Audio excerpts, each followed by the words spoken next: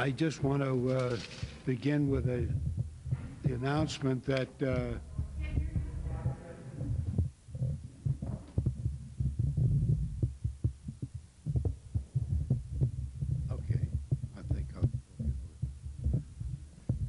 I begin with an announcement that Ntozake Shange has been ill, and Cynthia McDonald will replace her.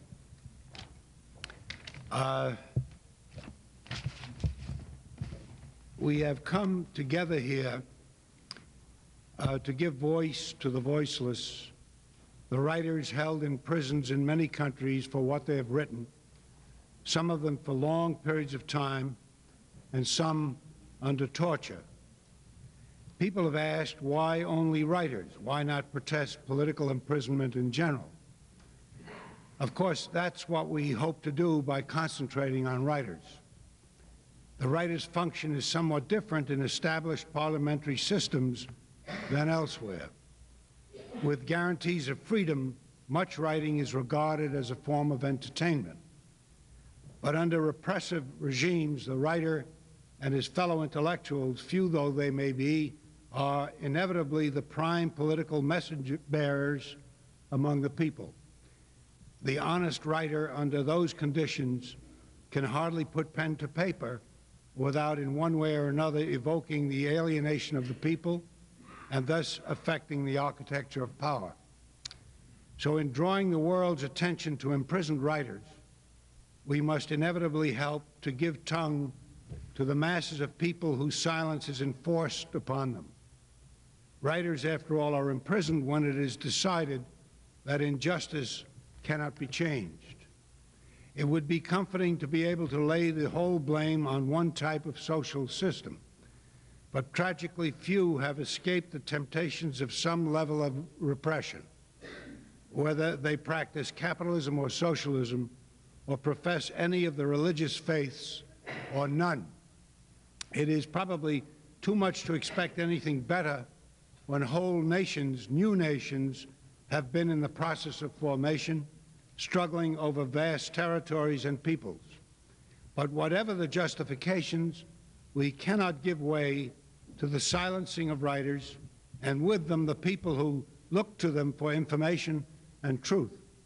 We must persist in declaring that silence is not the road to any livable future, and that the word must be liberated if the planet is to survive.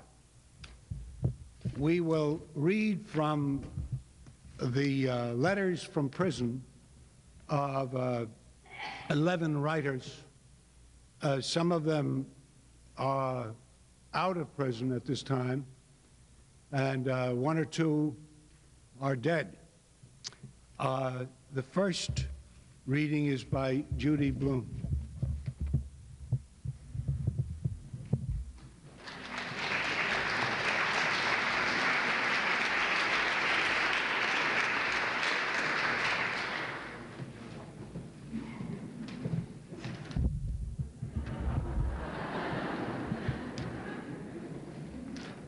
There are always surprises. My name is Hans Janicek, and I would not let the opportunity pass to speak on behalf of the United Nations Society of Writers on this historic event.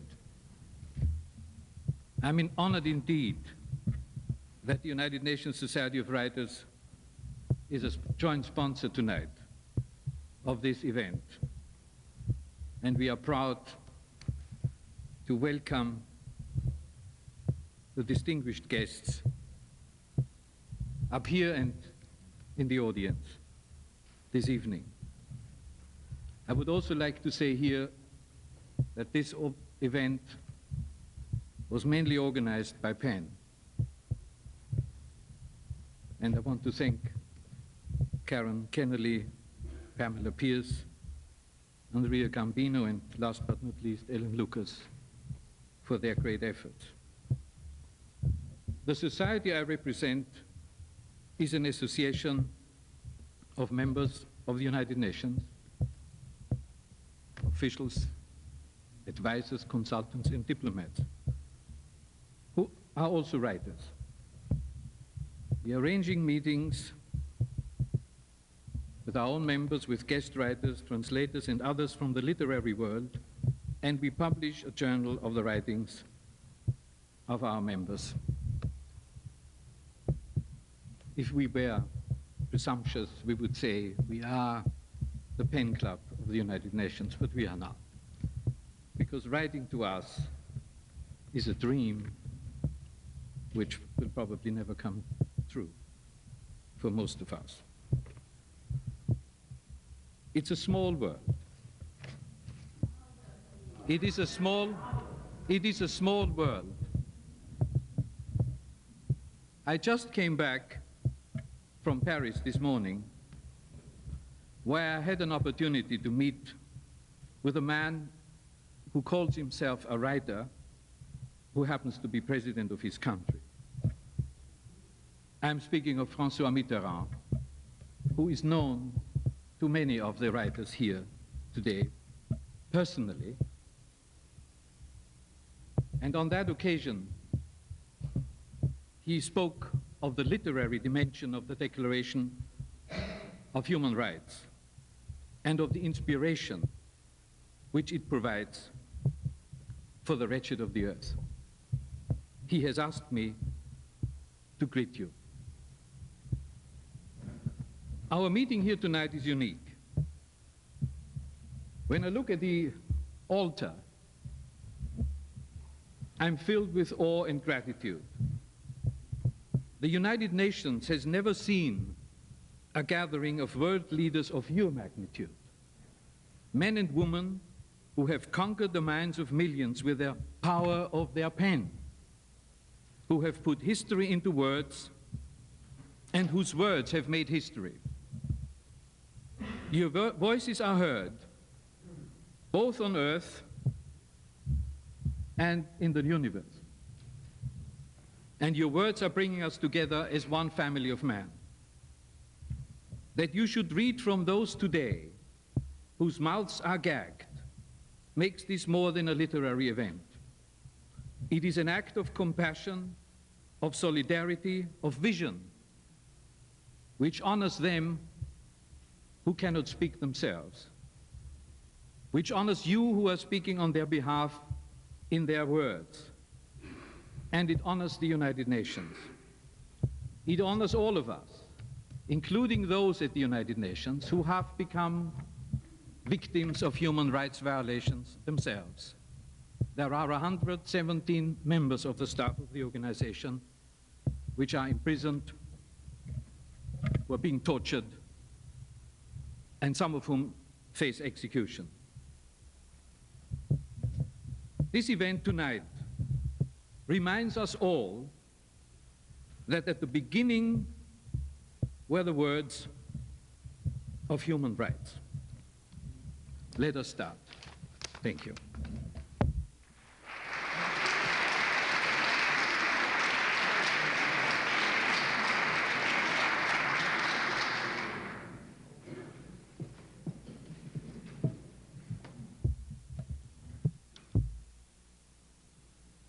Ladies and gentlemen, I'm Larry McMurtry. I'm going to read you the Universal Declaration of Human Rights. Excuse me.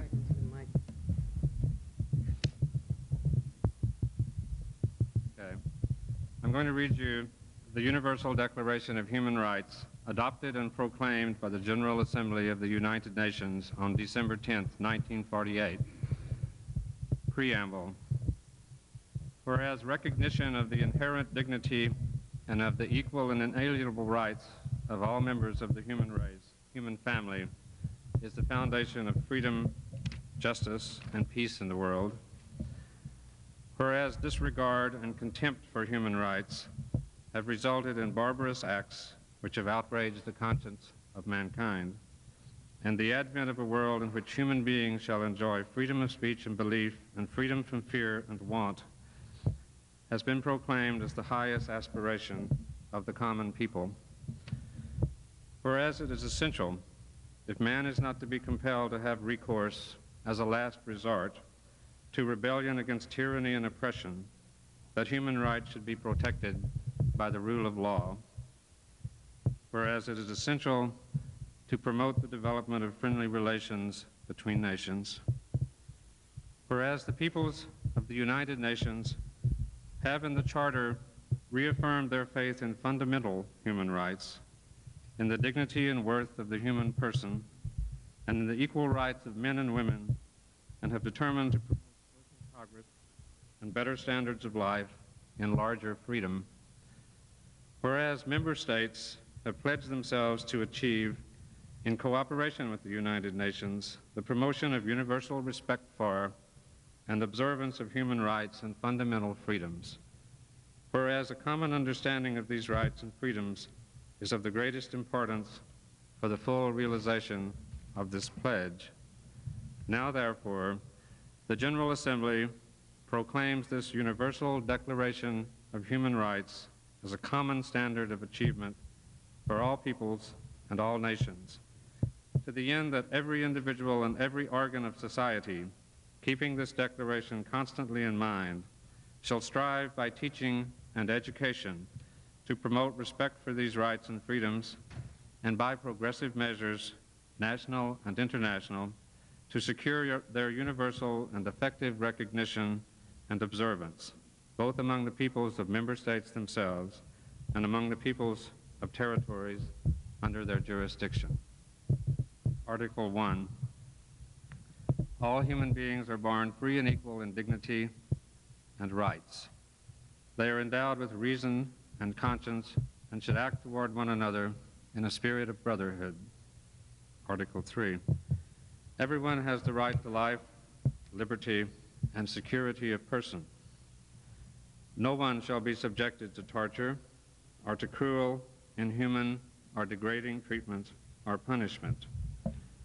No one shall be subjected to arbitrary arrest, detention, or exile.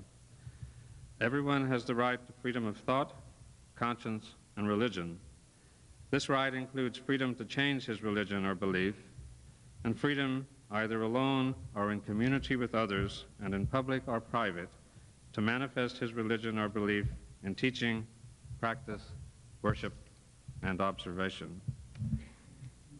Everyone has the right to freedom of opinion and expression. This right includes freedom to hold opinions without interference and to seek, receive, and impart information and ideas through any media and regardless of frontiers. Everyone has the right freely to participate in the cultural life of the community, to enjoy the arts, and to share in scientific advancement and its benefits. Everyone has the right to the protection of the moral and material interest resulting from any scientific, literary, or artistic production of which he is the author. Thank you.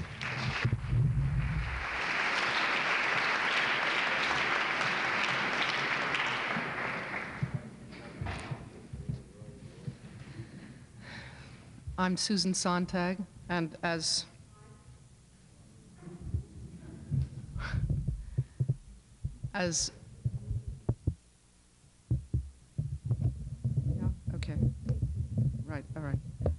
president of PEN, I have the privilege of coming at the beginning of this meeting as well as being one of the readers.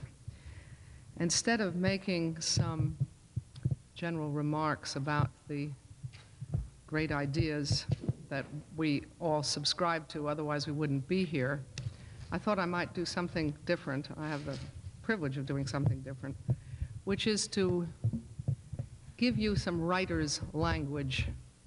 The Declaration of Human Rights that we've just heard, that Larry McMurtry read very well, is not a writer's language. It's an abstract language. And we're going to be hearing the voices of writers who have been in prison in the past 40 years, the course of the main part of the evening, the readings. This is a text which I was given this morning, which I'm able to make public for the first time, because it was only written 5 days ago. And here's the voice of a wonderful writer, writing in a writer's way. That is too complicated, too many qualifications, too many adjectives, too many turns of thought, and saying talking about human rights as writers talk about it in a very concrete way. It's a letter that the Czech writer Václav Havel wrote on December 2nd, 5 days ago, to François Mitterrand, whose name was just mentioned here, on the occasion of the forthcoming visit of President Mitterrand to Czechoslovakia. I'm just going to read a few excerpts from it, although it's only about 2.5 pages long. Here's how a writer writes.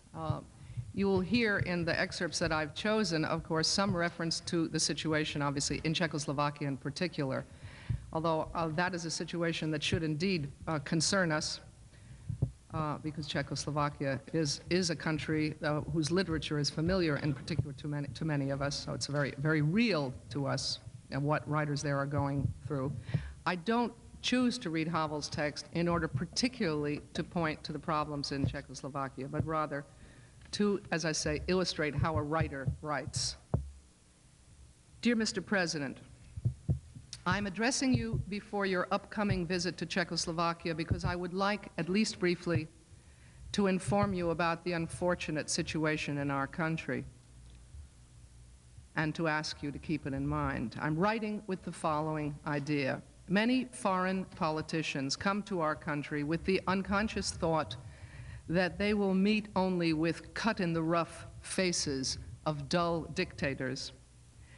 Then they are pleasantly surprised, almost charmed, that they are welcomed by smiling, shaved faces of fashionably dressed and kind people who talk about their long-lasting friendship with the country of their visitors, about their deep interest in mutual cooperation, and about their most sincere will to improve the situation in our country and to broaden freedom and democracy.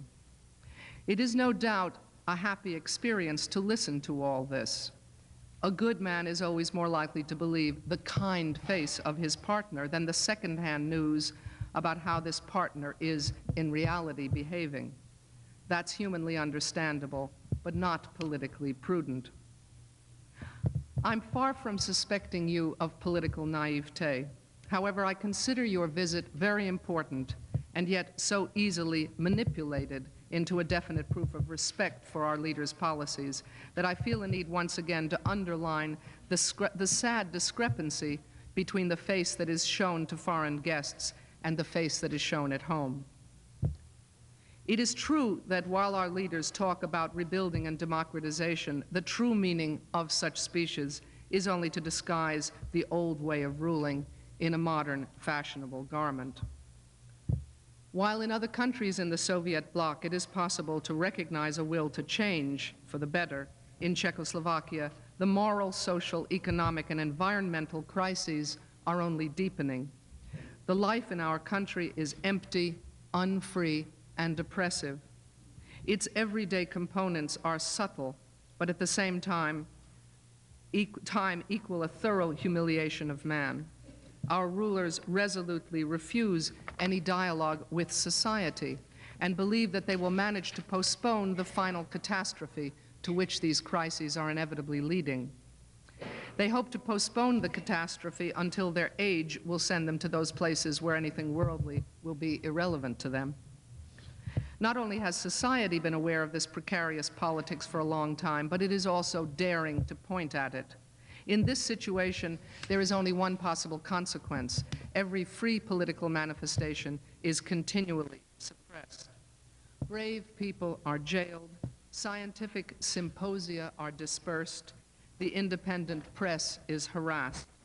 Police are interrogating, conducting house searches, blackmailing, and threatening. Thousands of artists, scientists, and journalists are still not allowed to work in their fields. All the allowed culture is still directed by the same unqualified and sometimes almost illiterate bureaucracy. Citizens are even denied the right to know that our government wants to acquire hard currency by importing toxic wastes from the West. Everything which the present leadership does not like or which contradicts its manipulation, it brands as anti-socialist and therefore hostile. An anti-socialist is not only a citizen who is for a political plurality or an economist who criticizes the unreasonable manipulation of the economy. It is not only the one who is taking sides with the political prisoners. My friends and I were jailed for several years for this crime. It is also a singer who is singing about the destruction of the forests, or an old man who on the day of the 70th anniversary of our state places in his window a portrait of our first president. Even you, Mr. Mitterrand, would be anti-socialist in our country. Anti-socialist would also be all the members of your government, almost all the journalists, leading artists, and even the majority of French communists. All this you would, of course, not be told by our leaders while talking to them. At the best, they will mention some groups of dissidents who are poisoning the air and destroying the successful reconstruction and democratization. It is not true. Foremost in destruction is the leadership of our country and the huge bureaucratic apparatus which does not want to use its privileges. Destructive are those who were never elected in a free election and who are afraid that any sign of democracy could threaten their power. I'm sure you have at your disposal all concrete evidence of the situation which I'm describing here, and I firmly believe, as the leader of a country with a long democratic tradition, a country which is a symbol of a free spirit, you will not be silent toward all that is happening in today's Czechoslovakia, and you will not support by your visit the meaningfulness of the politics of today's leadership. This would harm our people and would not help European détente. Sincerely yours, Václav Havel, December 2nd, 1988, Prague. Thank you.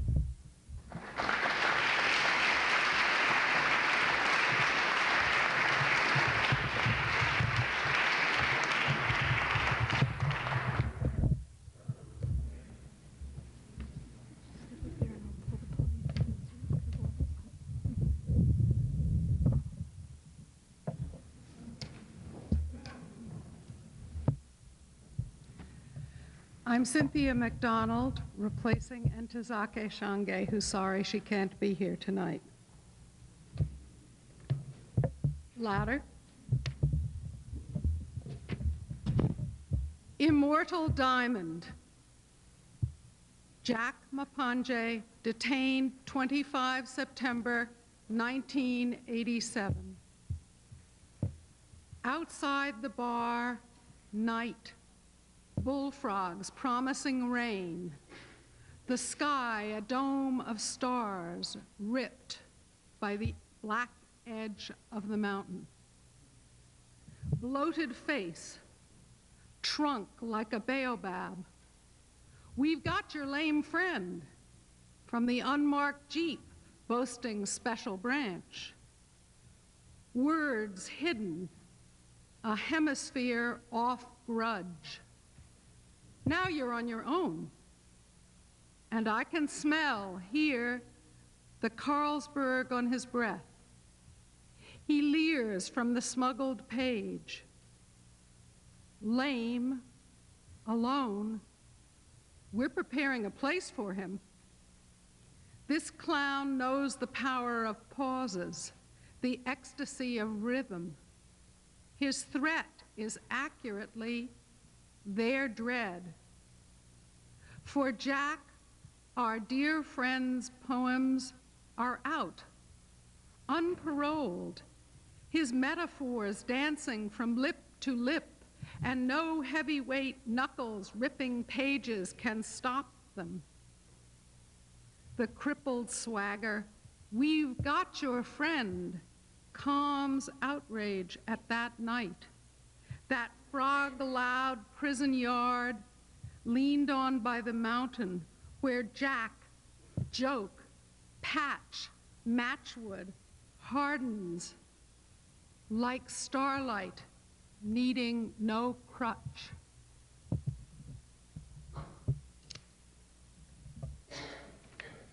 The following poem, printed in the November-December 1987 issue of Index on Censorship, describes Jack Mapanji's return to Malawi in 1984. It's called Another Fool's Day Touches Down, Shush, for Mercy, Judith, Lunda, and Lika. Another Fool's Day touches down, another homecoming. Shush. Bunting, some anniversary, they'll be preoccupied. Only a wife, children, and a friend probably waiting.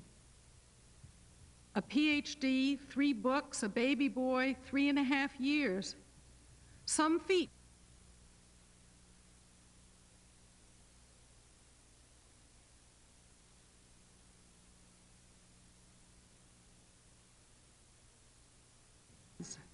Nestling up for a warm story.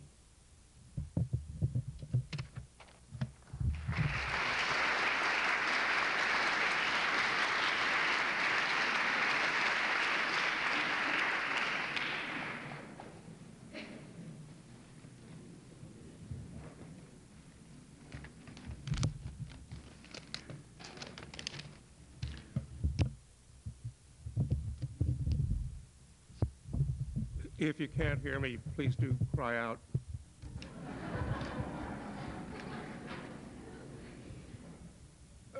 We were fortunate to get a letter from Dashiell Hammett that he wrote to his daughter back in 1951. And Andrea Gambino and a few other people at Penn worked very hard to get it. And then it arrived, and it's exactly unlike any other piece of prison literature I've ever encountered.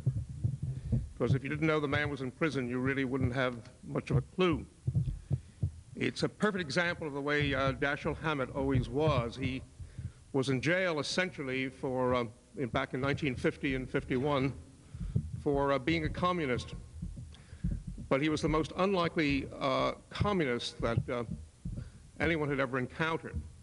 I think technically he was in the coup because he'd obviously, I think he had been in contempt of one or another of those many committees that eventually spawned Joe McCarthy about a year later. But Hammett, as I say, was the oddest communist I've ever known because he really detested, as a matter of personal style, everything about the communists. He hated their heavy language. He hated their centrality of thought. He hated the way they phrased questions. He hated the sententiousness of the polemics. He was an odd man. He was easily as tall as Arthur Miller, and he was as slim as James Angleton of the CIA, the famous eminence grise of the CIA, with whom actually Hammett shared an odd resemblance.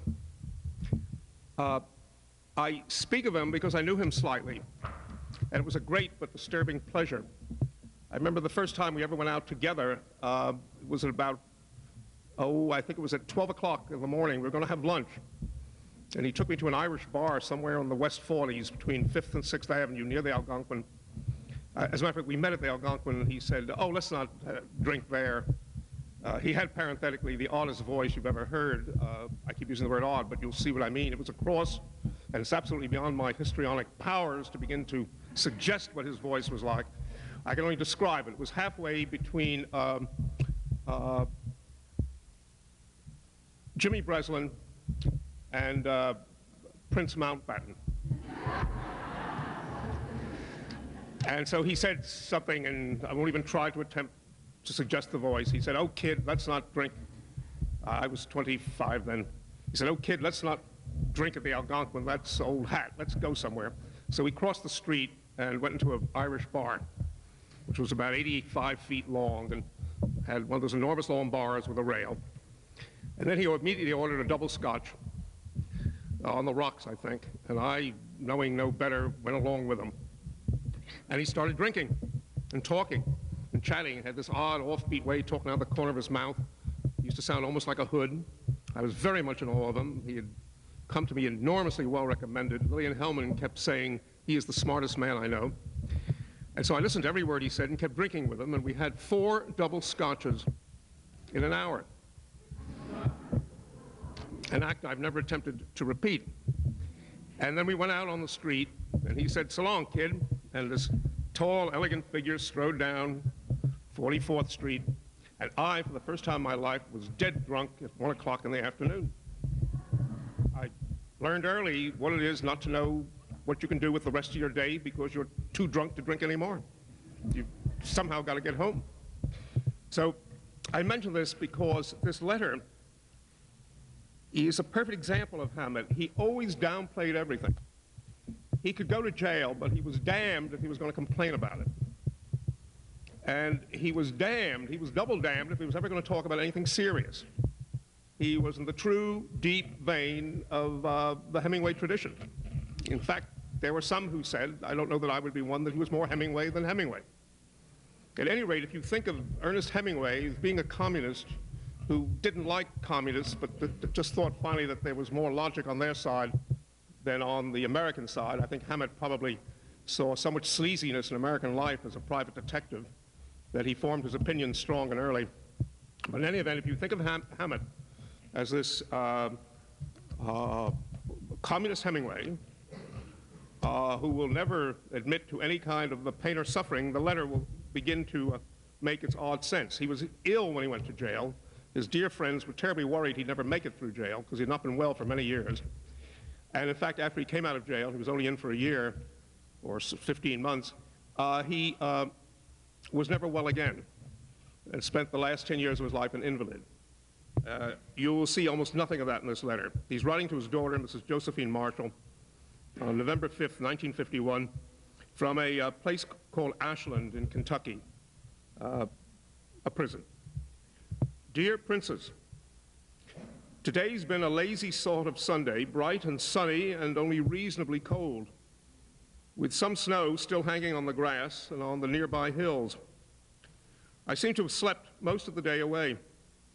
An hour and a half's nap between breakfast and dinner, and maybe a little longer on in the afternoon. Though I did go out for what I guess you could call a brisk 30-minute walk around the park. Around the yard, I beg your pardon. Around the yard. I'm due to leave here 5 weeks from today. The time goes very rapidly, though I had expected it to drag a little along here towards the last. There is, of course, no news, unless you would like to know, that I had fresh pork steak for dinner and grilled cheese sandwiches for supper, and haven't yet changed into my winter underwear and things like that. When you write to Muriel again, ask her how Willie the turtle is. I don't think I've told you about Willie. She's a she, so I suppose her real name is Wilhelmina. Wood turtle spotted alongside the road at the lake at Pleasantville and picked up by Willie Weiler on his birthday, which is why she's named Willie, and then picked up by me. I brought her into the city a week later to turn her loose in my yard. Wood turtles are quite tame and make nice pets if you like stupid pets. Turtles are also traditionally considered bad luck. The day after I brought Willie into the city, I was thrown into the clink, and so you can see she has a special place in my heart. On the same day we found Willie, I caught a snapping turtle that made a very nice soup, which is by no means bad luck. Well, wood turtles, though small, are edible too, maybe. It's getting a little chilly in here. Some cluck turned off the heat a little while ago. So maybe I'll stop this and try a hot shower and some blankets. My love to everybody, and in an especially noisy way to you, Lily, and the Ann thing. And it's signed, Pop.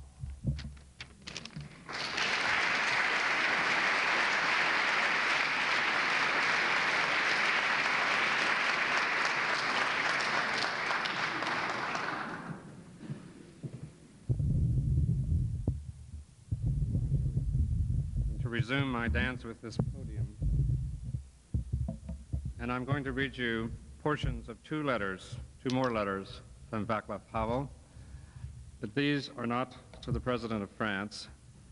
These are two of the 144 letters that he wrote to his wife, Olga, during the period from 1979 to 1983, when he was imprisoned for activities connected with the Committee to Defend the Unjustly Prosecuted. He had to contend with a very severe prison censorship, but as these letters, I think, will show, he was a man who was determined to say what he wanted to say. and he found a way. Dear Olga, several days ago, during the weather report, it precedes the news on television each day, so I see it regularly. Something went wrong in the studio, and the sound cut out. Though the picture continued as usual, there was neither the announcement, "Do not adjust your sets," nor landscape photographs, as there usually is in such cases. The employee of the Meteorological Institute, who was explaining the forecast, quickly grasped what had happened, but because she was not a professional announcer, she didn't know what to do. At this point, a strange thing happened. The mantle of routine fell away, and before us there suddenly stood a confused, unhappy, and terribly embarrassed woman. She stopped talking, looked in desperation at us, then somewhere off to the side, but there was no help from that direction. She could scarcely hold back her tears. Exposed to the view of millions, yet desperately alone, thrown into an unfamiliar, unexpected, and unresolvable situation, incapable of conveying through mime that she was above it all, by shrugging her shoulders and smiling, for instance, drowning in embarrassment, she stood there in all the nakedness of human helplessness, face to face with the big bad world and herself, with the absurdity of her position, and with the desperate question of what to do with herself, how to rescue her dignity, how to acquit herself, how to be. Exaggerated as it may seem, I suddenly saw in that event an image of the primal situation of humanity, a situation of separation, of being cast into an alien world and standing there before the question of self. Moreover, I realized at once that with the woman, I was experiencing an almost physical dread. With her, I was overwhelmed by a terrible sense of embarrassment. I blushed and felt her shame. I too felt like crying. Irrespective of my will, I was flooded with an absurdly powerful compassion for this stranger. A surprising thing here, of all places, for in spite of yourself, you share the general tendency of the prisoners to see everything related to television as a part of the hostile world that locked them up. I felt miserable because I had no way of helping her, of taking her place, or at least of stroking her hair. Why did I suddenly, and quite irrationally, feel such an overwhelming sense of responsibility for someone whom I not only did not know, but whose misery was merely transmitted to me via television? Why should I care? Does it even distantly concern me? Am I more observant or sensitive than others?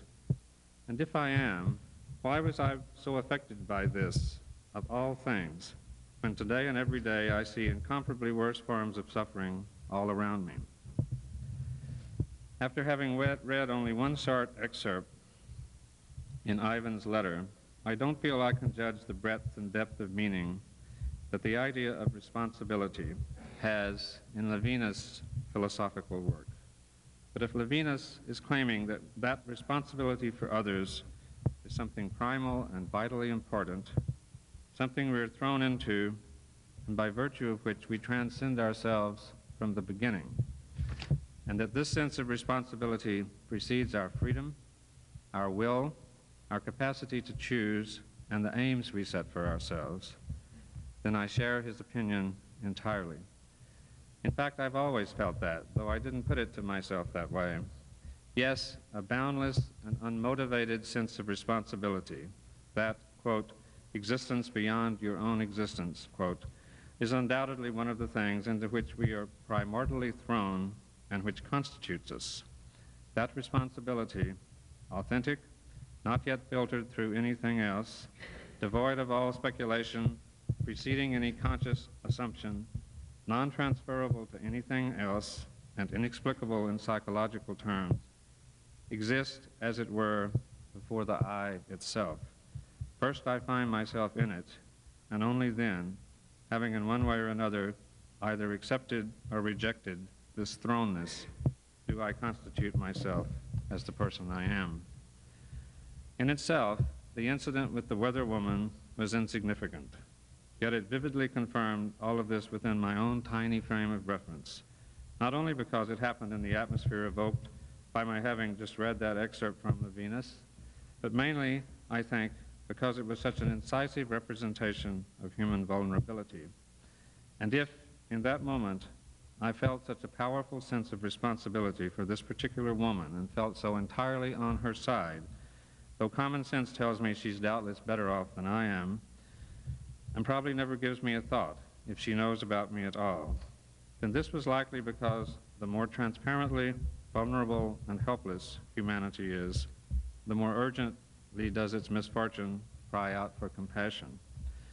This dramatic exposure of another, void of all obfuscating detail and all appearances, reveals and presents to man his own primordial and half-forgotten vulnerability, throws him back into it, and abruptly reminds him that he too stands alone and isolated, helpless and unprotected, and that it is an image of his own basic situation, that is, a situation we all share, the common isolation, the isolation of humanity thrown into the world, and that this isolation injures us all the same way, regardless of who concretely happens to be injured in a given instant. A little earlier. Dear Olga, in recent years I've met several intelligent and decent people who were very clearly, and to my mind, very tragically, marked by their fate. They became bitter, misanthropic world haters who lost faith in everything. Quite separately, they managed to persuade themselves that people are selfish, evil, and untrustworthy, that it makes no sense to help anyone, to try to achieve anything or rectify anything, that all moral principles, higher aims, superpersonal ideals are naively utopian, and that one must accept the world as it is, which is to say, unalterably bad, and behave accordingly. And that means looking out for no one but oneself and living the rest of one's life as quietly and inconspicuously as possible. In certain extreme circumstances, it is by no means difficult to succumb to this philosophy of life. Nevertheless, I think that giving up on life, and this philosophy as an expression of that attitude, is one of the saddest forms of human downfall, because it is a descent into regions where life really does lose its meaning. Today I understand, perhaps better than I ever did before, that one can become embittered. The temptation of nothingness is enormous and omnipresent, and has more and more to rest its case on, more to appeal to. Against it, man stands alone, weak, and poorly armed, his position worse than ever before in history. And yet I am convinced that there is nothing in this vale of tears that, of itself, can rob man of hope, faith, and the meaning of life. He loses these things only when he himself falters, when he yields to the temptations of nothingness. Everything meaningful in life, though it may assume the most dramatic form of questioning and doubting, is distinguished by a certain transcendence of individual human existence, beyond the limits of mere self-care toward other people, toward society, toward the world, only by looking outward, by caring for things that, in terms of pure survival, he needn't bother with at all, by constantly asking himself all sorts of questions, and by throwing himself over and over again into the tumult of the world with the intention of making his voice count. Only thus does one really become a person, a creator of the order of the spirit, a being capable of a miracle.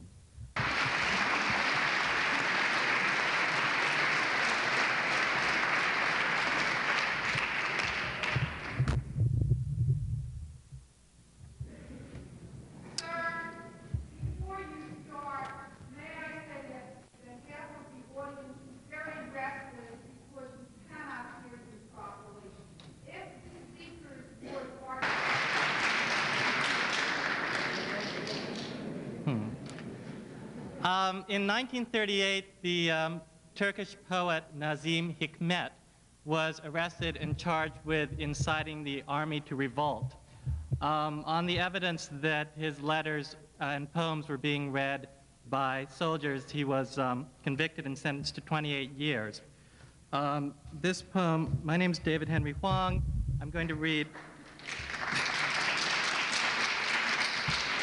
Thank you. I'm going to read About Your Hands and Lies, which was written from prison, 1948. Your hands grave like all stones, sad like all songs sung in prison, clumsy and heavy like all beasts of burden. Your hands that are like the sullen faces of hungry children. Your hands nimble and light like bees, full like breasts with milk, brave like nature. Your hands that hide their friendly softness under their rough skin. This world doesn't rest on the horns of a bull. This world rests on your hands. People, oh my people, they feed you with lies, but you're hungry. You need to be fed with meat and bread. And never once eating a full meal at a white table, you leave this world where every branch is loaded with fruit. Oh my people, especially those in Asia, Africa, the Near East, Middle East, Pacific Islands, and my countrymen, I mean more than 70% of all people. You are old and absent-minded like your hands. You are curious, amazed, and young like your hands. Oh, my people, my European, my American, you are awake, bold, and forgetful like your hands. Like your hands, you are quick to seduce, easy to deceive. People, oh my people, if the antennas are lying, if the presses are lying, if the books lie, if the poster on the wall and the ad in the column lie, if the naked thighs of girls on the white screen lie, if the prayer lies, if the lullaby lies, if the dream is lying, if the violin player at the tavern is lying, if the moonlight on the nights of hopeless days lies, if the voice lies, if the word lies, if everything but your hands, if everyone is lying, it's so your hands will be obedient like clay, blind like darkness, stupid like sheepdogs. It's so your hands won't rebel. And it's so that in this mortal, this livable world, where we are guests so briefly anyway, this merchant's empire, this cruelty won't end.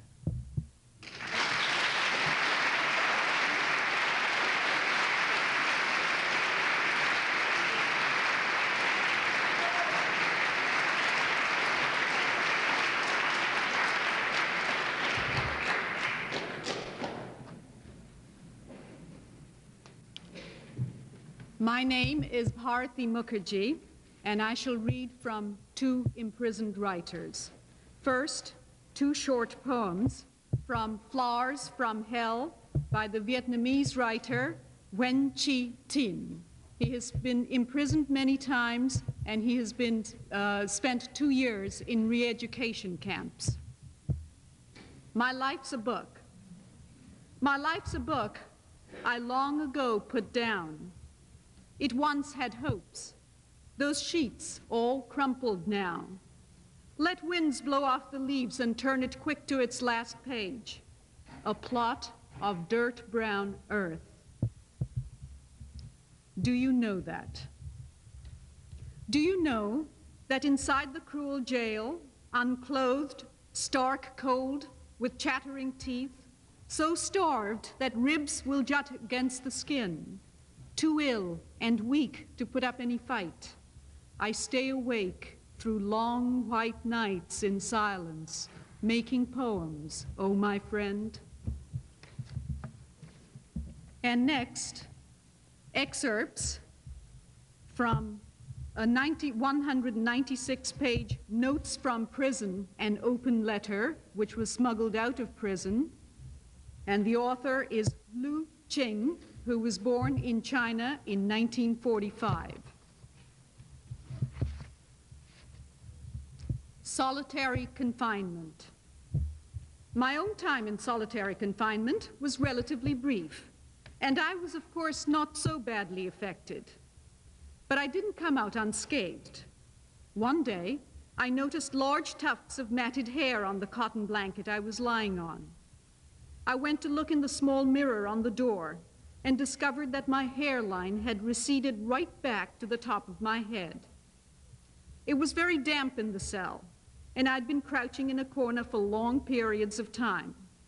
Perhaps this was why my left foot was so swollen and ached so much. I was quite short-sighted to begin with. Now my eyesight has deteriorated rapidly. I began to talk to myself. Sometimes I carried on feverish debates with an imaginary opponent. And I tried to remember formulae in mathematics, physics, and chemistry. I made deductions and drew diagrams on the wall. Please don't laugh at me, but I missed my mother very much. It hurt me deeply to think of the sadness I'd brought her in her old age. In April, looking up through the broken window in the toilet, out at the high perimeter walls and the electrified barbed wire, I saw a small green leaf of devil's ginger pushing its way up through the black soil. Such a dazzling green. I felt a burning desire to be out beneath the blue sky.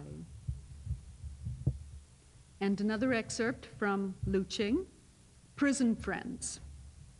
My prison friends took good care of me. I've never been much good at keeping an even keel in my everyday life. I often neglect practical things that need to be done. I fail to keep myself neat and tidy. I might forget to do my laundry when my bedding and clothes were dirty, because I spent so much time reading the newspaper, or just sitting idly, or debating issues with other people. My cellmates often helped to give me a thorough cleaning. It was very moving to see the enthusiasm with which they set about spreading out my bedding and clothes to wash them, the patience with which they darned the holes in my socks. They even smudged me down a few times. It was such a nice feeling to be clean again and to be wearing clean clothes. It cheered me up, and my mind functioned better as a result. They gave me a nickname, Chicken. I was short-sighted, and once when Wu Zhenping was holding up a picture of two chubby babies, I'd mistaken them for two chickens. So when they passed by my cell, they often shouted out, "Hey, chicken." It was quite a coincidence, because my friends at Today had also nicknamed me Chicken. They said I was fond of arguing. They said I was a fighting bird.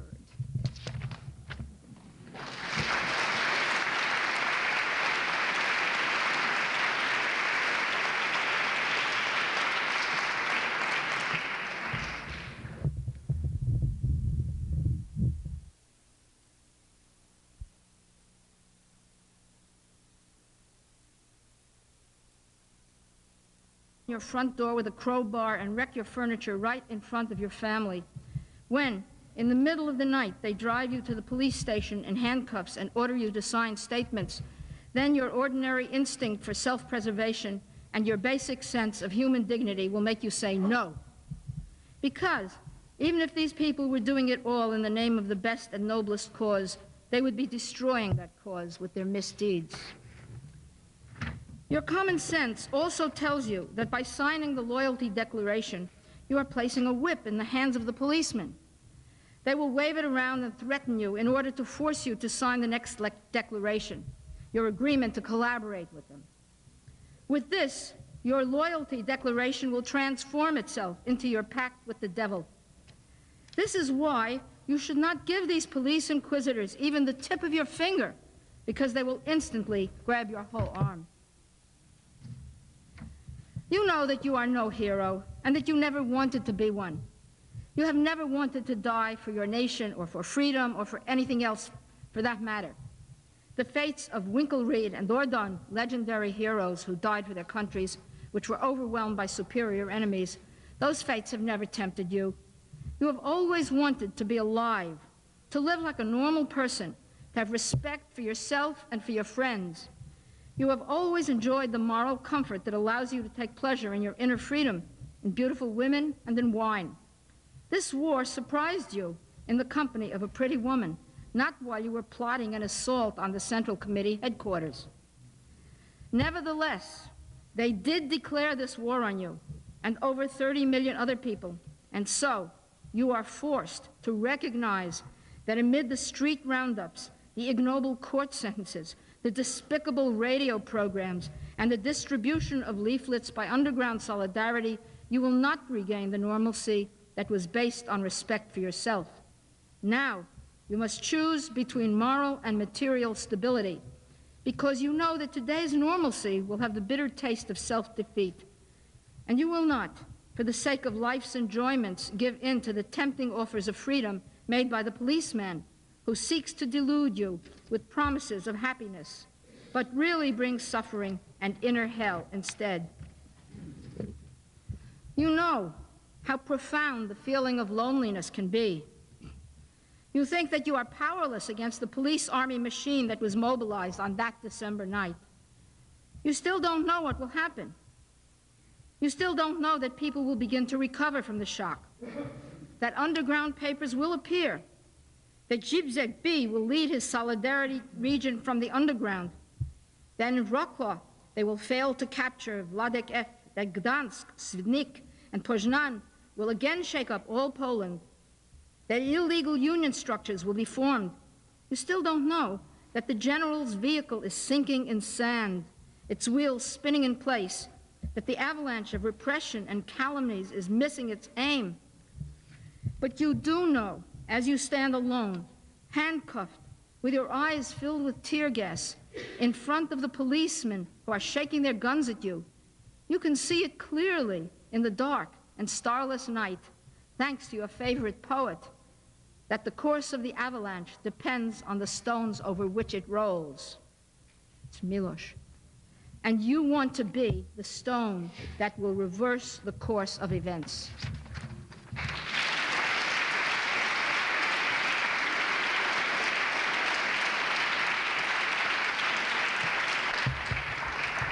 I'm Judy Bloom, and I'm going to share a letter from a woman imprisoned in Africa now, without charge or trial since 1980. She was in her 20s at the time of her arrest with 3 small children, one of them still being breastfed. When she wrote to PEN member Alice Jameson, she assumed Jameson was a man's name. Alice wrote back, setting the record straight, and here is her response. My dear Alice, warmest and heartiest greetings. When I got your letter and knew you were a woman, I laughed loudly and heartily for the first time in many years. My dearest Alice, this by no means affects our correspondence adversely. Indeed, we're in tragically different situations, and your being a woman, I feel, draws us closer together and tightens our ties. What's a tie anyway? A bracelet or a handcuff? I don't know exactly the time now, as I don't have a watch, but I hear some cocks from nearby houses crowing.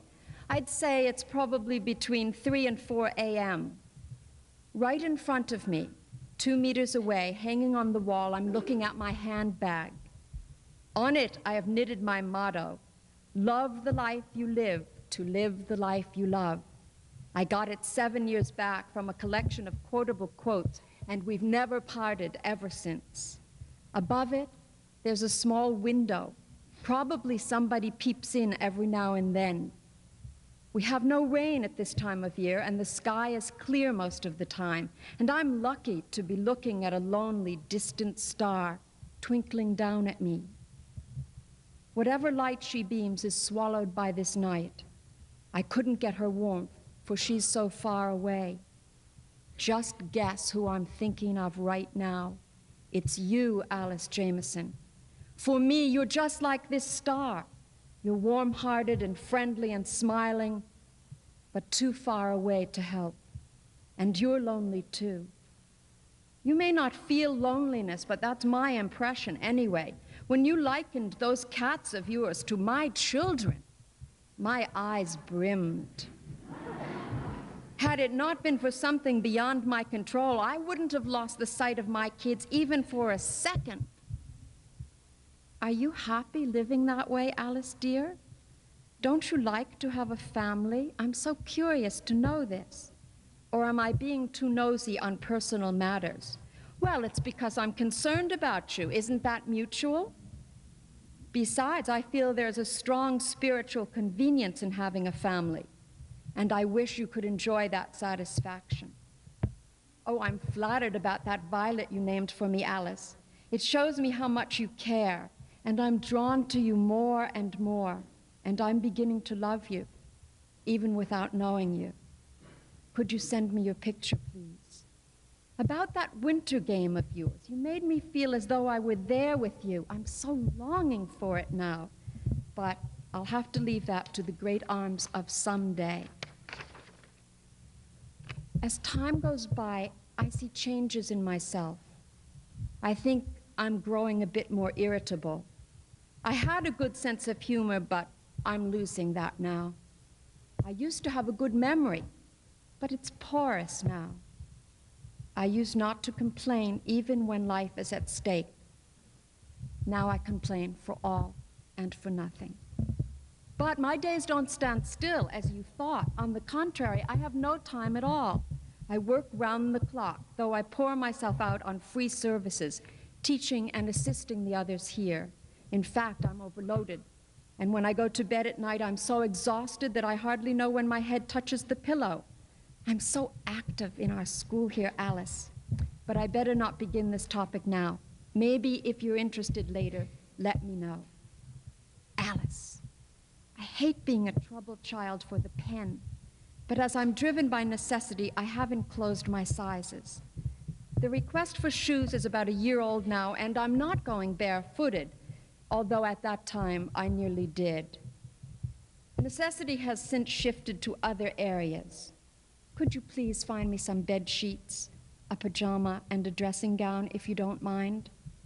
For these, I believe you don't need my size, do you?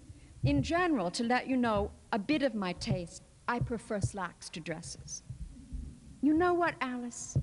Something tells me we have the same shape and size.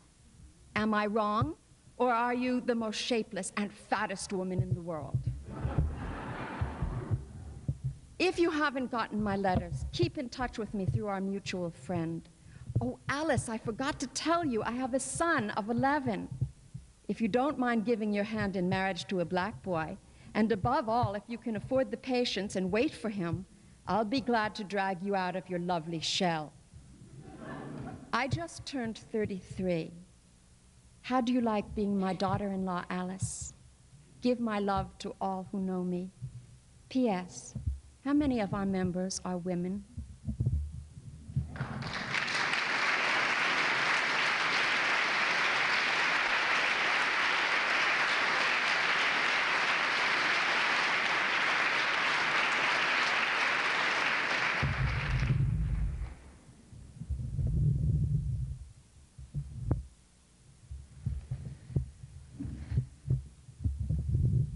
The most remarkable book I know written in prison by a contemporary writer is a book actually, of course, that was made after the writer's release from prison. I'm talking about a book that was published by the Russian writer Andrei Sinyavsky, who was in prison in the Soviet Union after a very famous trial from 1966 to 1971. Now, this book, which has the title in English, A Voice from the Chorus, is a sort of collage book that he did after his release when he and his wife went into exile.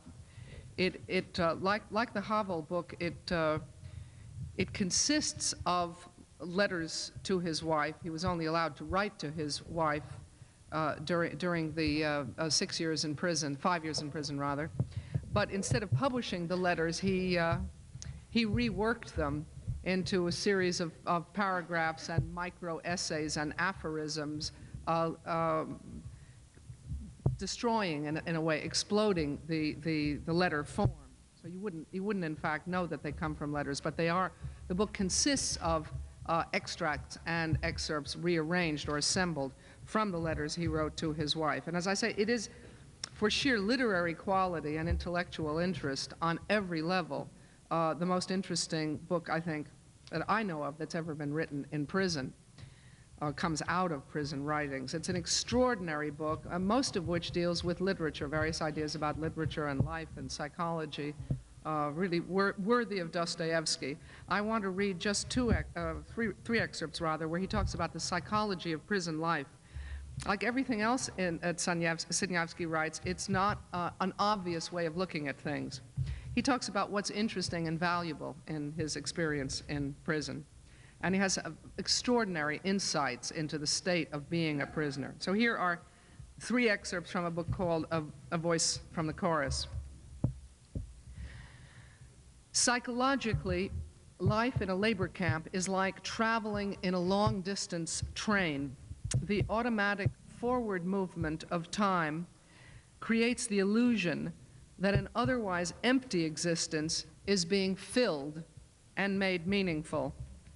Whatever you may be doing, your sentence is going forward, so that the days do not follow each other needlessly, but have a purpose, working, as it were, for you and for the future, thereby acquiring significance.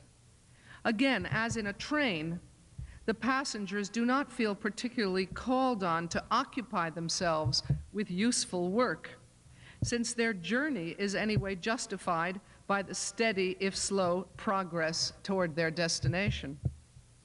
They can permit themselves to live in whatever ways are open to them, playing dominoes, wandering around, and gossiping, without any qualms of conscience about wasting time. The very fact of being engaged in serving out your sentence injects a dose of splendid utility into everything. But I am still made frantic by the constant cries of, "What are you hurrying for? We have all the time in the world. Why don't you find some way of enjoying yourself?" I find it hard to get used to the idea of living at the expense of the future. However, the point is not what I feel about it, but the peculiarity of a situation in which you make up for the lack of a purpose in life by finding meaning only in the process of living out your days. It sometimes seems to me that in these conditions of simply waiting for the sentence to end, people may well be happier than they are living in freedom, only they have not quite grasped that fact. Another excerpt. How diminished people seem once they are freed, only in our eyes, of course, not in their own. In their own eyes, they are taking on a new lease of life. In ours, they blur and fade away. It is not that they become strangers, but rather that they are no longer of our world, as though they were dead. And if this is the effect of such a minor transposition in space, how much more must it be true of those who depart for other lands or planets? This is probably why we do not envy those who leave. They are too remote and appear unreal. One is engulfed by the environment. I do not mean by a particular set of local interests, nor through becoming accustomed to a specific way of life, but because of something not subject to a normal explanation, to logic, a feeling of growing isolation and detachment. Perhaps the monasteries were founded on this simple geometry of drawing a circle around people, all that was needed to create a place of retreat. And the last excerpt, which is just when he was released in 1971, on the eve of his release, rather, a few days, in fact, I think, before his release. Coming out of prison is like making a posthumous appearance in the world.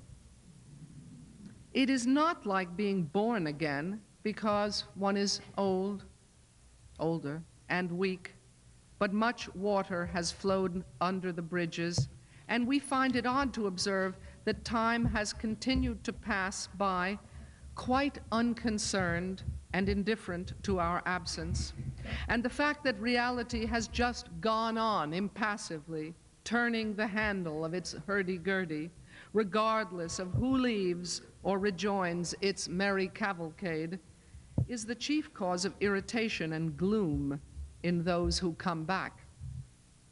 The sensation of a secondary, posthumous existence arises from our lack of involvement in life, from the fact that we still go on viewing it as distant observers, even though it is now at close quarters again. Both mind and body are numbed. All you are aware of is your peculiar relationship to the world, your sense of existing in it as a specter. Hence your inability and unwillingness, itself somewhat half-hearted, to fall in with any kind of fuss and bother, such as buying sandwiches or drinking a bottle of beer. None of this is important or necessary, since all that really means anything to you is your function of being a spectral presence. Life is not to blame for this, only one's lack of interest in living it after having once been buried. Possibly for this reason, it frequently happens that those who come back die fairly soon after their return to life. In theory, they should live happily ever after. While they were in limbo, it was the dream of doing so that gave them the strength to survive. But then they lose interest and no longer want to live. They simply lack the will or the desire to re-enter their former existence and succumb to their view of themselves as ghosts.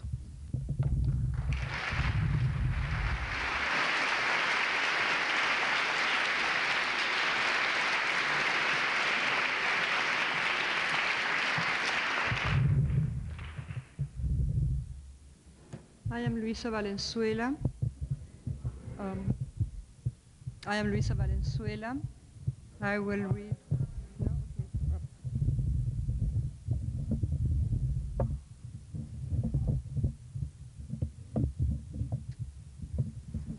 Is it all right now? Yeah?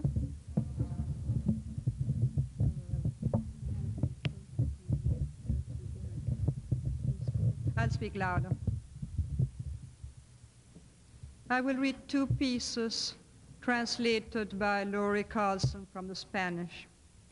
The first will be a poem that Roberto Coronel wrote from the prison of Villa Devoto when he learned that two of his companions, that two of his friends had been assassinated by the military government in 1971. These are the beds, this is a table, the bench, my fist, everybody's fist, descends forcefully on them. We affirm our useless bodies. Here are the 11 iron bars, the guardian, the walls. Here our impotence, the rage, the pain, the disgust, the solid tears like bullet wounds, the skin.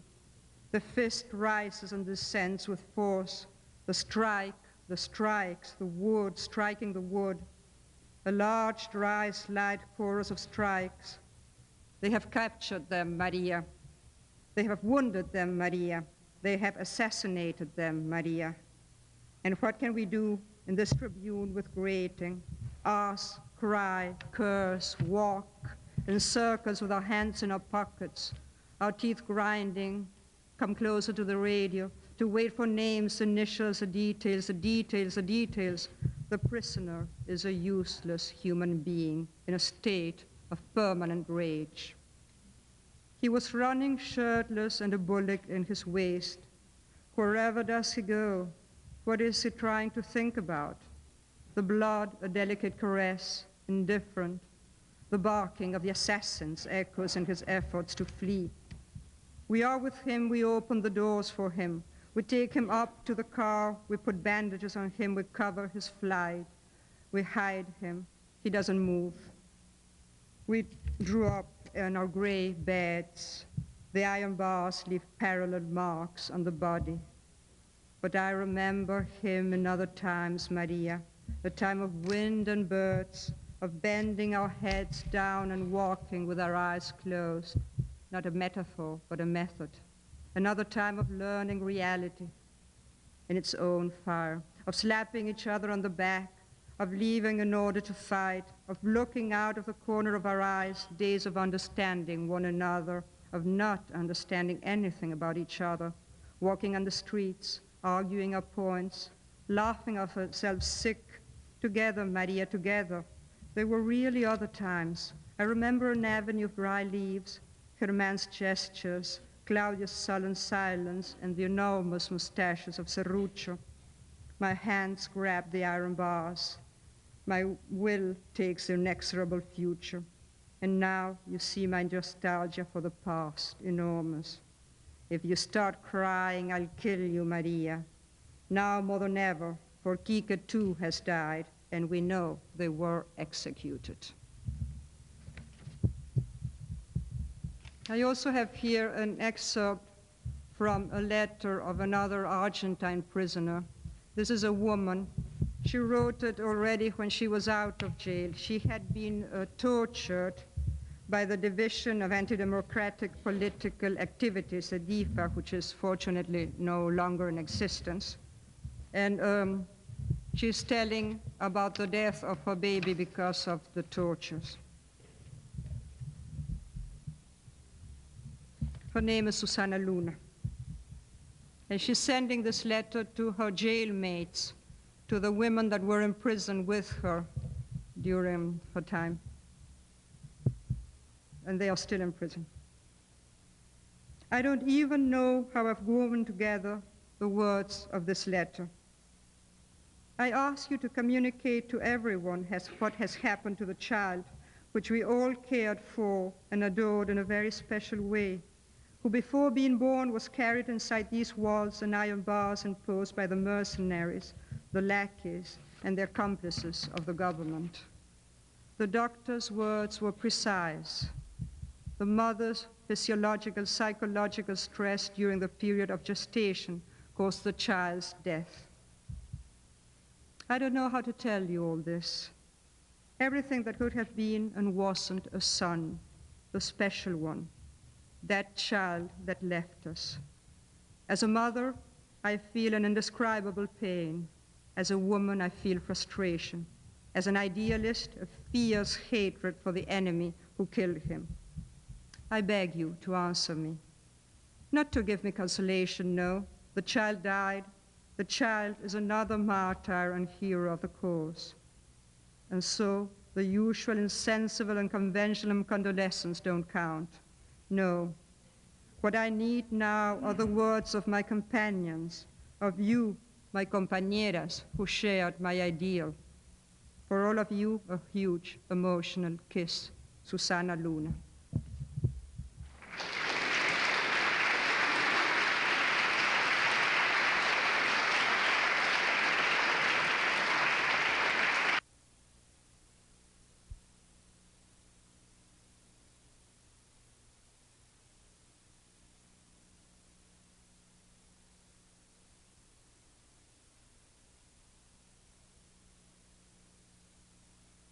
Slicks down his yellow hair, looks in the mirror into his red-rimmed eyes, worms the mustache around. He has a secure establishment in his care, all gates mastered, guards posted in watchtowers, dead areas locked at both ends, and key carrier cooped up within. But safe enough? Those minds, those hearts, what if bastards? So he has a high wall built around the no-go terrain with TV-controlled, steel-plated double gates, the only egress. Now it is truly a maximum security. Young deer let loose to roam over green lawns between wall and fort. He has a weakness for life. 2, he gets up after the nightmares of half sleep. What if? One never knows with these traitors and terrorists, these rapists and assassins. HQ, headquarters, was adamant about that.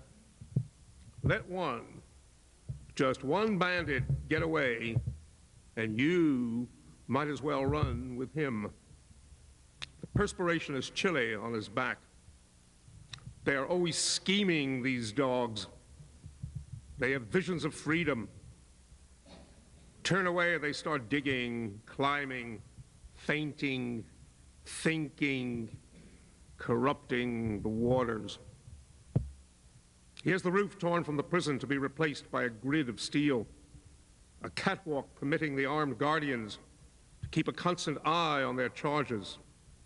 Now, this boop is break-proof.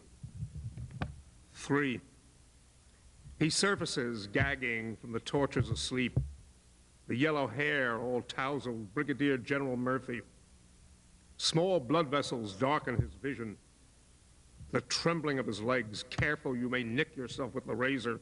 This damn stubble, my God, what if it takes just one suicidal escape? One only, to have this whole magnificent, impregnable, maximum security pussy crumble to ridicule. He has an electronic eye installed in every cell. We shall have surveillance 25 hours a day. Snoop lenses sweep the corridors, eliminate the blind angles. Tape recorders are connected to the toilet bowls. From the ramparts, he goes to the catwalk, squints down at the vestiges of humanity below. There's a rash around his neck, just inside the collar, itching terribly. I want those courtyards covered by wire netting immediately. You think the sly sons of bitches can't scale 4 meters of sheer wall? And if a helicopter were to, ooh, Jesus Christ. 4, he orders, reviews, refines. Every prisoner must be escorted by a guard with dog at all times of the day or the night. 5, no more contact between inmates. 6, the warder with dog shall get into the bath with the prisoner. Yes, ma'am. Of course the state will issue with overalls for this purpose. 7, all eating utensils shall henceforth be of plastic. No mirrors anywhere.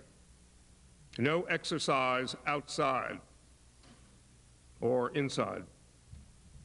No more smoking. Quiet there. And your grandmother's cunt. 8, listen. The warder and dog shall spend the nights in bed with the convict, man on man. A second warder with FN and baton and whistle and walkie-talkie outside the locked, mastered, bolted, padlocked, steel-reinforced cell door and inside grill. Changing of the shift at midnight. But it is good to run a rehabilitation center fulfilling its first and foremost function, to keep the wards of the state in safekeeping. 9, the night was an agony. Behind his eyelids, even with orbs staring into the dark, he visualized all the horrors, the headlines, the sanctions, the total breaking. Today, at noon, an escapee from maximum security. Oh, sweet, dear, compassionate, cruel, merciless God. What if? What the fucking hell if?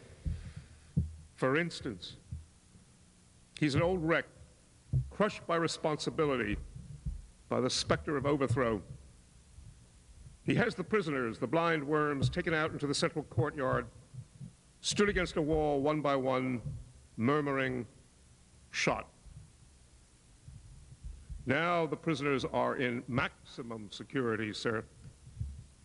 10, he struggles up, suffocating through layer upon layer of not having slept at all.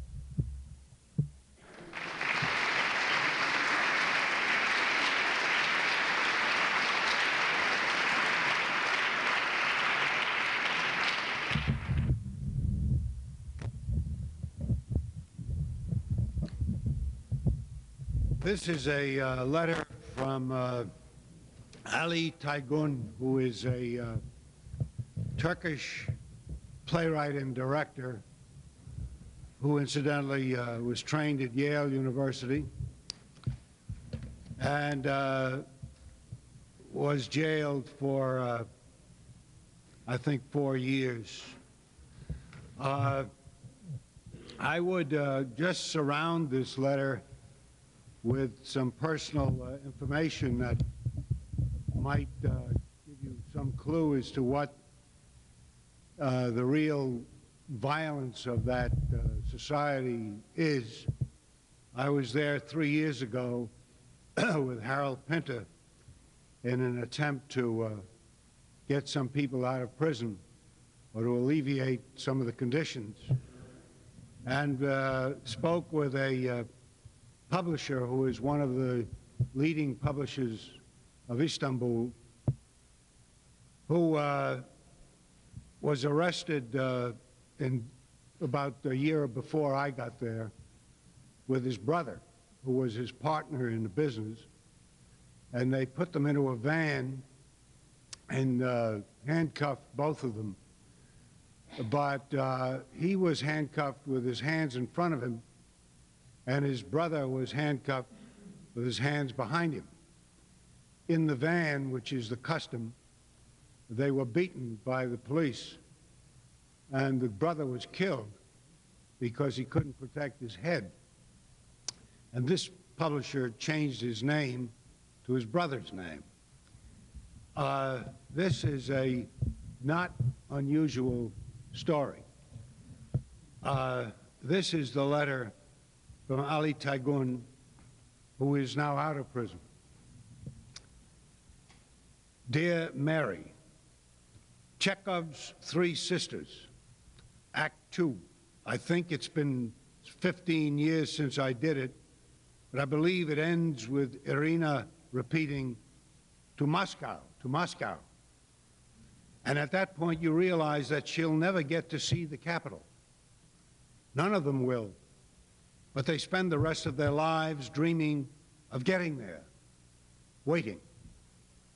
My production concept was built on the proposition that their town was half an hour away from Moscow by train. That if they up and left, they'd be there, and they still didn't go. These were people who made waiting a way of life.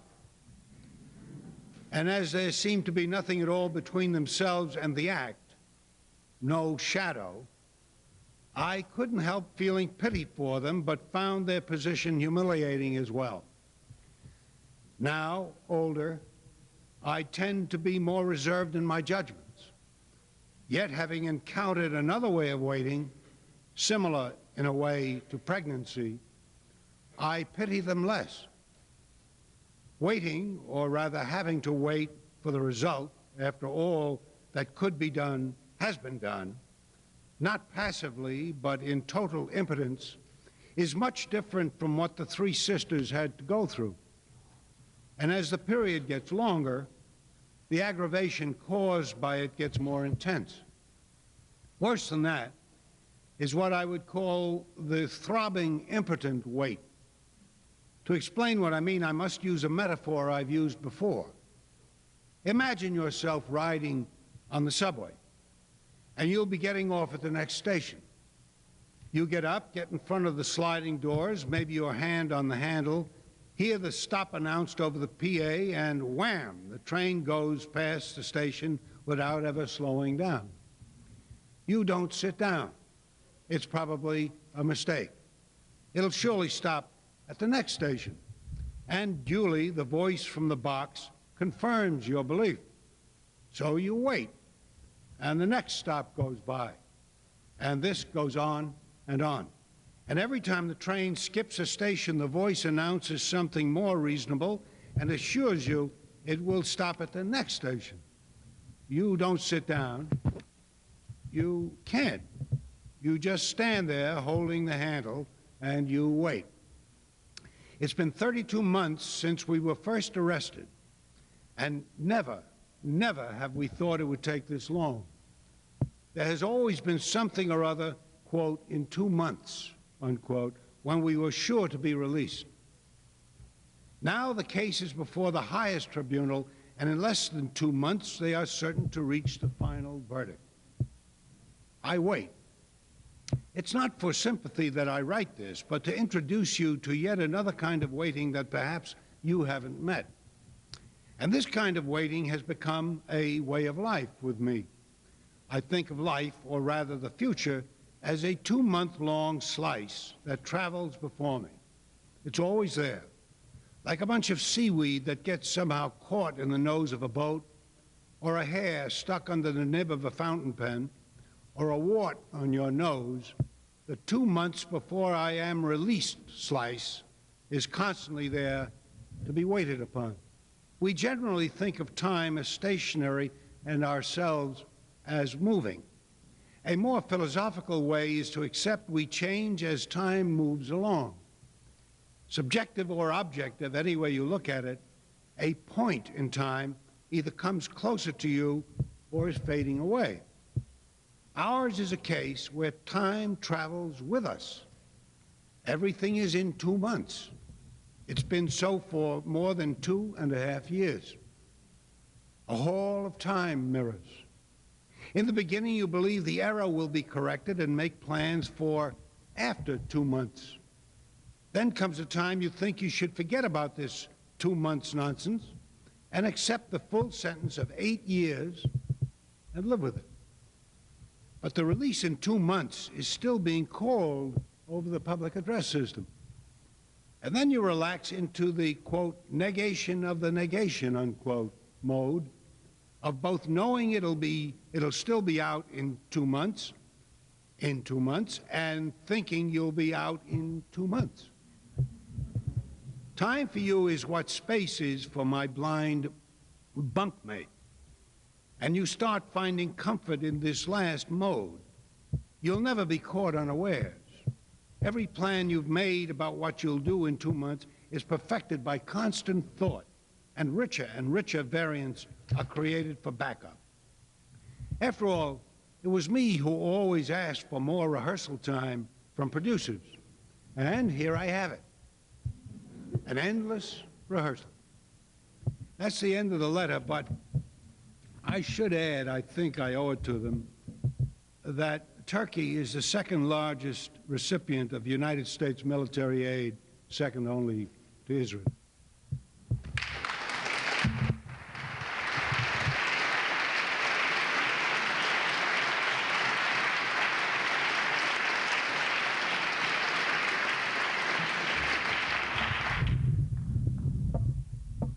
Got a poem for you this time. Oops. It's fallen down. Thank you. I Will Live and Survive by Irina Ratushinskaya. I will live and survive and be asked how they slammed my head against a trestle, how I had to freeze at nights, how my hair started to turn gray. I will smile and crack some joke and brush away the encroaching shadow. And I will render homage to the dry September that became my second birth. And I'll be asked, doesn't it hurt you to remember? Not being deceived by my outward flippancy, but the former names will detonate in my memory, magnificent as old cannon. And I will tell of the best people in all the earth, the most tender, but also the most invincible, how they said farewell, how they went to be tortured, how they waited for letters from their loved ones. And I'll be asked what helped us to live when there were neither letters nor any news, only walls and the cold of the cell and the blather of official lies and the sickening promises made in exchange for betrayal. And I will tell of the first beauty I saw in captivity. A frost-covered window. No doors, nor walls, nor cell bars, nor the long-enduring pain, only a blue radiance on a tiny pane of glass. A cast pattern. None more beautiful could be dreamt. The more clearly you looked, the more powerfully dawned those brigand forests, campfires, and birds. And how many times there was bitter cold weather, and how many windows sparkled after that one, but never was it repeated, that upheaval of rainbow ice. And anyway, what good would it be to me now? And what would be the pretext for that festival? Such a gift can only be received once, and once is probably enough.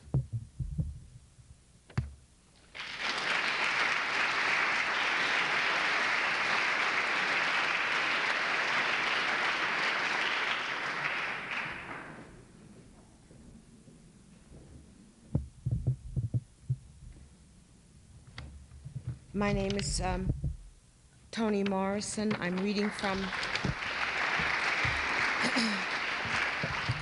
a work by Wole Soyinka, who was imprisoned for his vigorous, sustained opposition to the military dictatorship in Nigeria in the 60s, and also because of his support of the secession of Biafra in one of that country's wars, I think generally understood to have been called the Biafran War. I like this selection particularly because the intimacy that I feel with the writer and the place comes because it has it's not self-centered at this particular place in the book, although there are several other places in which he's concentrating on himself. But this was interesting because it is about others, although the voice is that of the imprisoned. The groans of anguish began just after supper time. They came from the direction of that wall which faces the entrance to my cell. The wall has 2 flood holes in it, both covered by iron grills. The mesh is large enough to permit a cat to pass through. From bits of fur, which are left clinging to it, I know always when he has used the passage in the night. Then he darts across the intervening space so bare and full of danger, vanishes behind the hut, looking for scrap. A gutter runs through my domain just behind the hut. It links the yard of lunatics across the crypt to the compound for women. The gutter is the subterranean link of all the catacombs of Hades. Now there is a smell of death in the air. I can't mistake it. So I must think only of living things, shut out the stench in my nose, the supplication of skeletal hands on my impotence. We had a birth here some weeks ago. I heard a baby's cries and wondered, how could this be, a baby in this hell? And it was evening, nearly the same time as the present intrusive groans began. It could hardly be a wife visiting her prisoner husband with a newborn child. Isn't it strange? I had heard the women's voices before, but thought they were children's.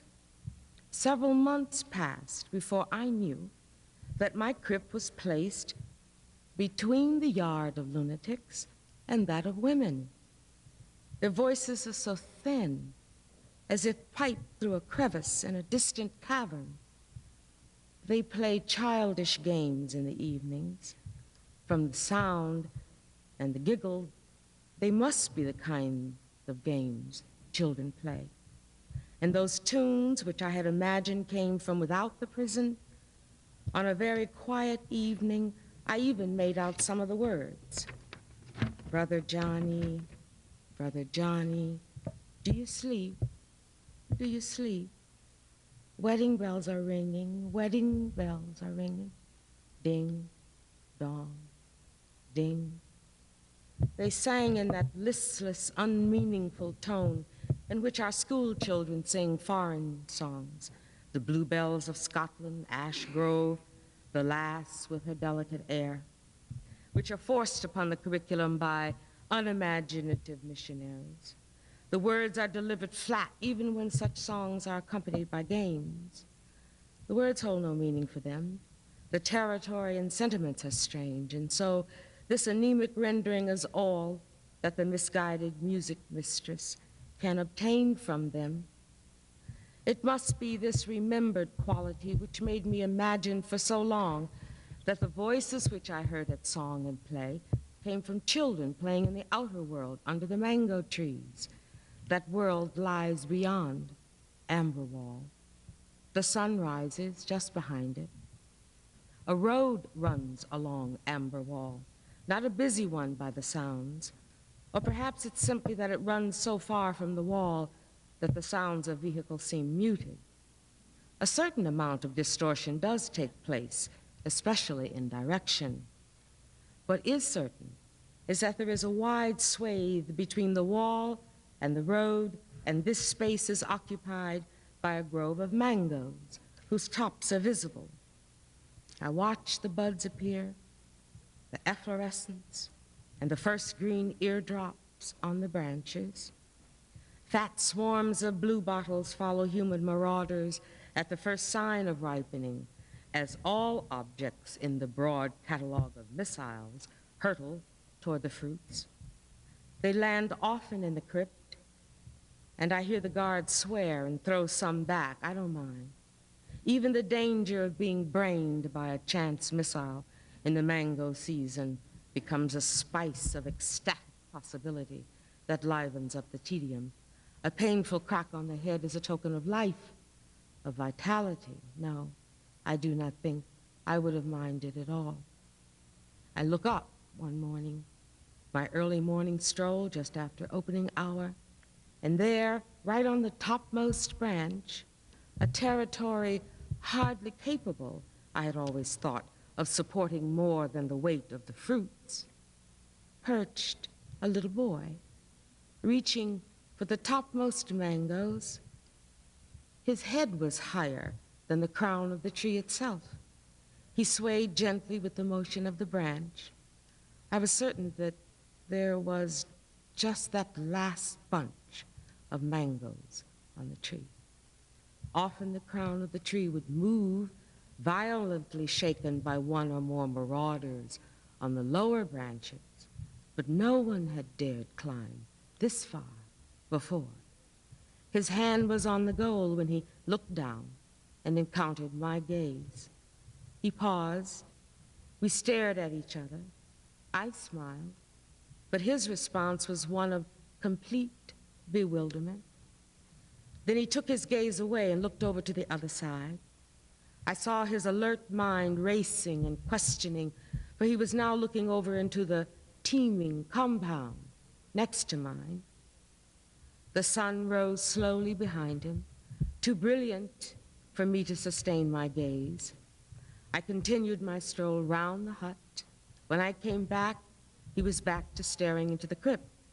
When I came round again, he was gone, and the mangoes with him.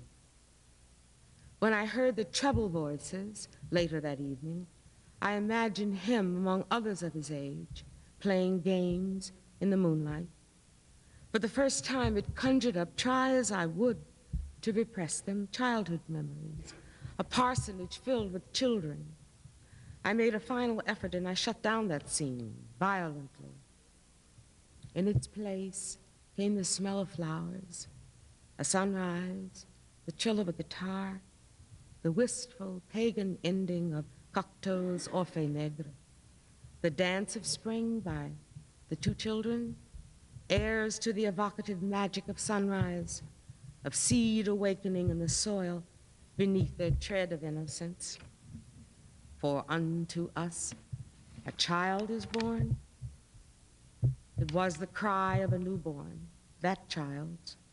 It contained the distressing urgency that made up all its new world, a single-minded thrust of all the intensity of its tiny body.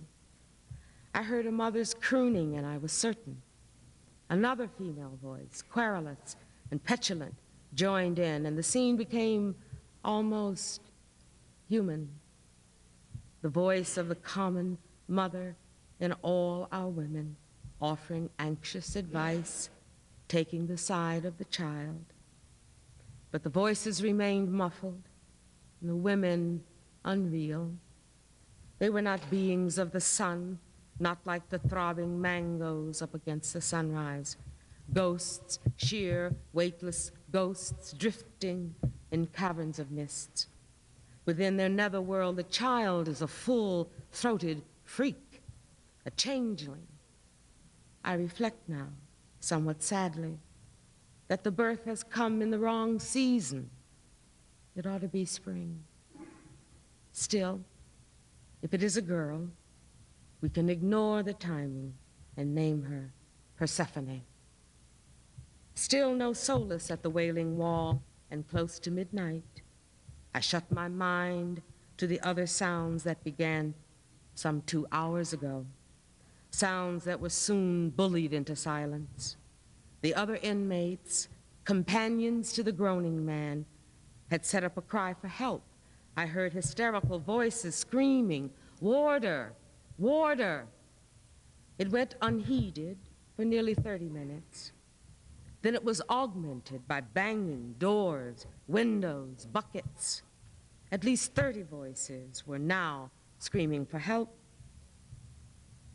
And steadily below it all, in an unchanging tone and pace, as if his pain had sublimated itself into this last automated sound, the groan persisted. I heard the sound of running boots, several, heard the clang of iron gates as iron gates were swung open, heard the threats, the shouts, heard the determined response of demands, accusation, heard these shouted down, one long tread of authority approaching the bed of the ailing man. I heard him bend down and make an examination that told him nothing. Heard the steps return. A babble of excited voices meant that he was leaving without saying what would be done, if anything would be done. I think I made out the repeated word, "Doctor." He shouted it down, flatly, angrily. The doors clanged to, the locks snapped their finality, the boots walked away. The murmurs of retreating guards were the protests of wronged men, of men whose leisure had been needlessly broken. The groans do not cease, nor do they diminish. The bloodless, inhuman steadiness of this sound of human suffering is the most unnerving aspect of it all. It does not come from volition, but from the weak inertia of a muted pulse, as if the man has merely left his mouth open and the sound emerges with his breathing out. It's close to dawn when the sound stops. Abruptly, no weakening ever, neither faltering nor rallying intensity. I know it's over. My body is straining for the lightest sounds. One man has got up. He's gone near the silence to inquire. Others sit up in their beds. A few join the first by the bed. A minute later, I hear the murmuring of prayers. The prayers continue until the doors are open. A warder steps in, pauses.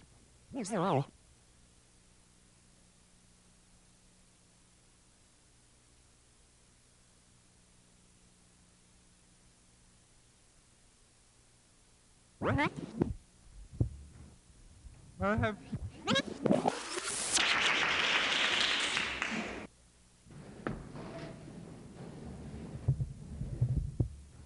have here an anonymous poem which was smuggled out of a prison in Chile. It is quite an eerie conundrum. It's very, very brief. I will read it first in Spanish. The conundrum, the answer to the conundrum is all too evident for us South Americans, unfortunately. The title is Electra. Electra. Me desnudé nervioso con la misma zozobra de mis 18 años y me tendí en tu cama extraña.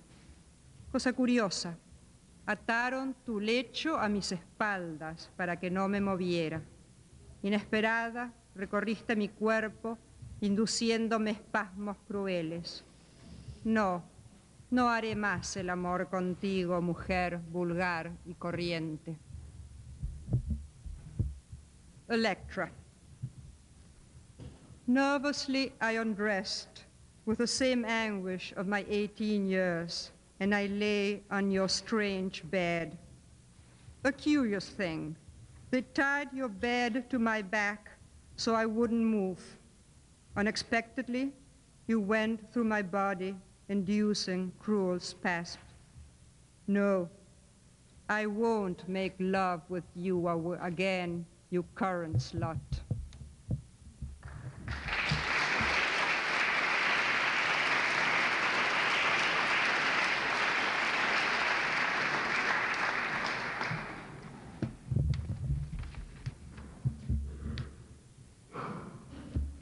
I'm going to read two poems by Jorge Valls, who has spent 20 years in prison in Cuba from 64 to 84. Let me at least outline my shadow on the floor. Down on all fours, moist-faced, wet with kisses, the grayness of the dust, and tear off sweaty stars, like an acid juice squeezed from ripe stems. Pity the wretched of the earth who walk, conceived as poverty-stricken sons and flesh-colored pinks of love stories, all of them fruit of a whitewashed womb, mere finger sketches drawn in the ashes. Pity the strange animals, half iguana belly, pointed tail, frothy wings of doves, with their bloodshot eyes pierced by bronze pins, burbling with unspillable tears of tar. Had I never got to this place, had I not marched along like a straw man, twisted by winds and shaken by the tolling of bells? Man of straw, winnower of crows, sayer of sounds that found no throat, shivering in the rain and mocked in summer, grimace, come to live among men. The next time, if you should come, man of straw, first go out and find some fire. Only when you are burning will children be astonished, and your heart of fire find a way out.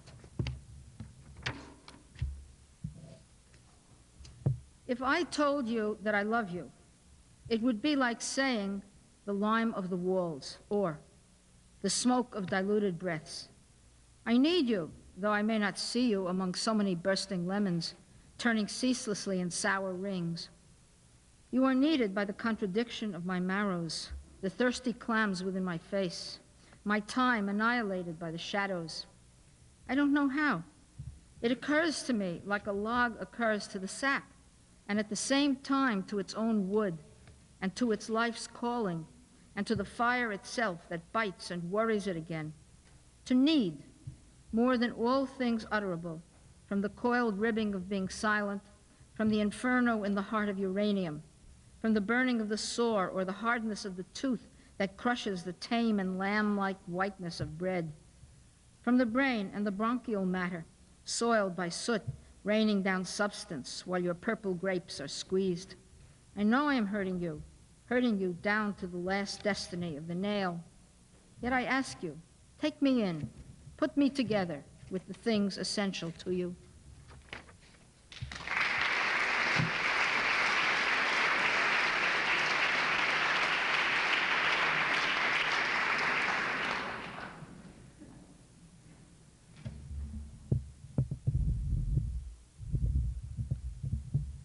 3 letters from South Korean prisons.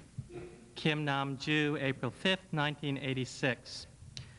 Today I fought with the officer of the instruction branch, demanding the right to read books. Here in prison, most books are forbidden. Even the novels dealing with Korean independence movements during the Japanese occupation are not allowed. I cannot put up with it. They inspect all the books scrupulously, as if in search of something valuable. If they happen to find something suspicious, they hide, erase, or tear it without a moment's hesitation. They tend to be shocked at all kinds of words, such as freedom, liberation, people, reunification, labor, democracy, etc. It is most troublesome and disagreeable to quarrel over petty things, regardless of the results. But in prison, we are forced to struggle even for trivialities, which makes me feel narrow-minded. Without struggle, we are not allowed even to read a book freely. The case is the same with getting pen and paper. In a civilized society, pen and paper, like spoon and fork, is indispensable. But in this country, the prisoners, especially the political prisoners, are not permitted to write. I have kept on asking the head of the prison, give a pen. Once I suggested that they allow me a pen and paper an hour a day instead of a meal. I told them that their refusal was unprecedented. Even in the ancient slavery society, a Roman philosopher called Boethius wrote a famous book, The Consolation of Philosophy, in prison. The Russian revolutionary democrat Chernyshevsky, imprisoned for criticizing Tsarism, did write an influential novel, What is to be Done? And Nehru, who fought against the imperialism, wrote world history in prison. But it is impossible here even to imagine such things. Pen and paper is to the mind what food is to the body. It is absolutely inhuman to deprive the political prisoners of the right to write. Give a pen to a poet. Even if I should die for this, I would not give up the struggle for pen. Even if I should starve to death, I would do everything to secure freedom of expression. Kim Hyun-jang, May 25th, 1988. I am so sorry that I, the eldest son, cannot even go to the funeral of my mother. When I think of her, I feel an irresistible longing. Nothing can fill the void made by her death. How can an undutiful son like me be called a man? I must have been the cause of her ailment, which at last made her die of cancer. I always remember her being simple and honest, in spite of all the hardships she suffered supporting 7 children. I was told she had kept on calling my name so painfully in the last moments of her life, but I could not even close the eyes of her, which might have been full of woe. When through my prison window, I catch sight of the yellow barley fields and the farmers transporting young rice plants, my heart runs to my home village, where my mother lies now, and tears stand in my eyes. The empty garden of my house will be full of weeds, and there will be no smoke which used to rise when my mother cooked. Though all I did is trying to add a very small stone to the works of many great men, I have been forced to suffer such pain. So how self-sacrificing they must be.